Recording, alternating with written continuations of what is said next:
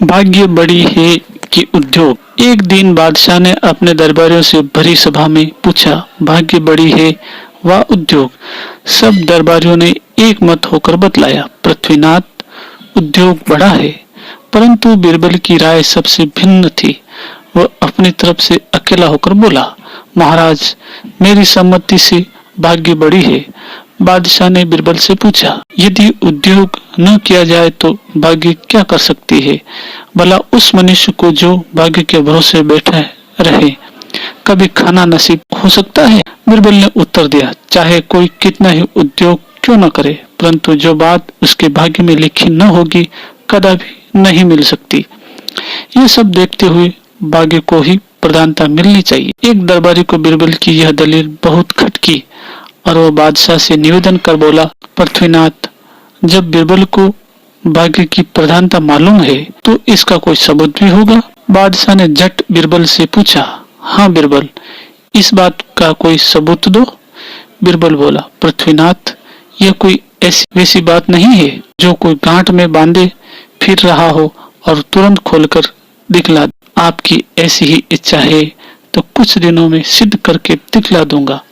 उस दिन का कार्य समाप्त हुआ और लोग अपने अपने घर गए। एक दिन बादशाह को जमुना में शेर करने की इच्छा हुई, अतः कुछ दरबारियों को साथ ले एक खास नौका पर बैठकर यमुना जी में जल विहार करने लगा। बीच दरिया में पहुंचकर फिर उसे भाग्य और उद्योग वाली बात स्मरण हो आई।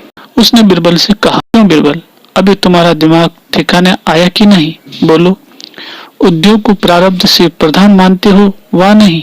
इस बार भी बीरबल ने पहले ही सा उत्तर दिया। बीरबल की इस हठधर्मी पर बादशाह चिढ़ गए और तत्क्षण अपने हाथ की अंगूठी निकालकर जमुना जल के मध्य में छोड़ दिए और बोला, अच्छा बीरबल, यदि अपने भाग्य की प्रधानता से तू एक मास के अंतर्गत यह अंगूठी मुझे न मिला सकेगा तो तेरी गर्दन उड़ा दी जाएगी। बादशाह की उस आकस्मिक कोप से सब लोग थर्रा गए।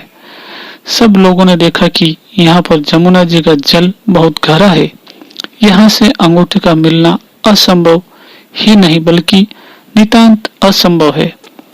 अब बीरबल की जान नहीं बच सकती, परंतु बीरबल ने कुछ जवाब नहीं दिया। वो चुपचाप बैठा रहा। नाव किनारे पर आ लगी। घर लौटते समय बादशाह ने उस जगह अपने सिपाहियों को पहरा चौकी बांध दी ताकि बीरबल किसी प्रकार उस अंगूठी को जल से बाहर न निकाल सके। बीरबल प्रारब्ध के भरोसे चुप्पी साध कर बैठा रहा। जब 27 दिन व्यतीत हो गए तो बादशाह ने बीरबल से पूछा, क्यों बीरबल, अंगूठी मिली? बीरबल ने इनकार किया। तब बादशाह ने कहा, देखो बीरबल, अब भी उद्योग की प्रधानता स्वीकार कर लो, मैं तुम्हें माफी दे दूंगा। बीरबल ने उत्तर दिया, पृथ्वीनाथ, भाग्य के सामने उद्योग नहीं टिक सकता। मसल मशहूर है, घड़ी में घर जले 9 घड़ी भद्रा। अभी 3 दिन का समय और है, इतने में तो कितना उलटफेर हो सकता है। बादशाह के क्रोध रूपी अग्नि में और भी आहुति पड़ गए। वह एकदम क्रोधित हो गए।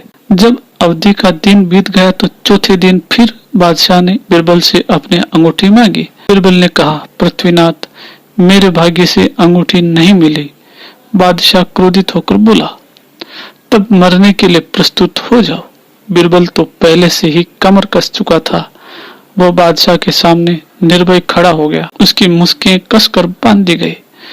बीरबल की दशा पर बादशाह को फिर तरस आ गई और बोले, बीरबल, अब भी मौका है, तुम उद्योग की प्रधानता स्वीकार कर लो, मैं तुम्हें माफ कर दूंगा। बीरबल ने उत्तर दिया, गरीब परवर मरते को मारना अच्छा नहीं, आप तुरंत मुझे मारे जाने की आज्ञा दीजिए। बादशाह ने कहा, अच्छी बात है, तब तो आगे ही आ रहा है। बादशाह ने वधिक को बीरबल को फांसी कर ले जाने की आज्ञा दी। वह घर मकान के चौक के पास ही बना हुआ था। बीरबल की यह दशा देख समस्त प्रजा घबरा उठी, क्योंकि बीरबल के समय में सबको राम राज्य था। न राजा का जुल्म प्रजा पर चलने पाता था और न प्रजा का राजा पर। सबके चेहरे पर मूर्धनी छा गई। बीरबल के घर वाले भी चुपचाप मलिन मुख किए सब कार्यकलाप देख रहे थे। वे अपना धैर्य कायम न रख सके और सबके सब सुसक सुसक कर रोने लगे। बीरबल फांसी के तख्ते पर चढ़ाया गया। नियम के अनुसार वधिकों ने बीरबल से पूछा, आपकी अंतिम इच्छा क्या है? उसको पूरी करने के लिए 10 मिनट का समय और दिया जाता है। बीरबल अभी कुछ कहने भी नहीं पाया था कि एक फकीर प्रकट हुए। उनको आते किसी ने नहीं देखा था, जिससे ऐसा प्रतीत हुआ मानो जमीन को फाड़कर प्रकट हुए हो। फकीर ने कहा, बीरबल, यह तुम्हारे फांसी का समय है, अतएव मरने से पहले एक पुण्य कर्म करता जा। यह सवेरे सवेरे का समय है और मुझे भूख बहुत लगी है, इससे तू मेरे भोजन का प्रबंध कर। इससे बढ़कर दूसरा दान नहीं है, ऐसा सदा लोग कहते आए हैं। मैं मछली खाना चाहता हूँ, इसलिए एक अच्छी मछली पका कर खिला और मुझ क्षुधित का आशीर्वाद ले। बीरबल बड़ी असमंजस में पड़ गया। एक तो मरण काल, दूसरे फकीर की याचना, सो भी मछली। वो बोला, शाह साहब, आपको ज्ञात होने चाहिए कि मैं एक कुलीन ब्राह्मण हूँ। हम लोग अपने चौके में मछली मांस का प्रयोग नहीं करते, फिर आपको क्यों कर खिलाऊं?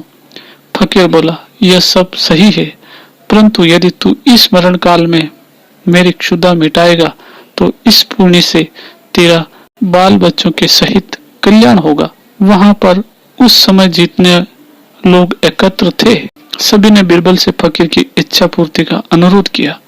कुछ काल तो यूं ही बातचीत में टल गया। अंत में मत विशेषता के कारण बीरबल को अपनी जिद छोड़नी पड़ी। एक आदमी बाजार जाकर एक मल्लाह से एक खूब मोटी और बड़ी मछली खरीद लाया। जब उस मछली को बीरबल छुरी लेकर चीरने बैठा तो उसके पेट में कोई ठोस चीज दिखाई पड़ी।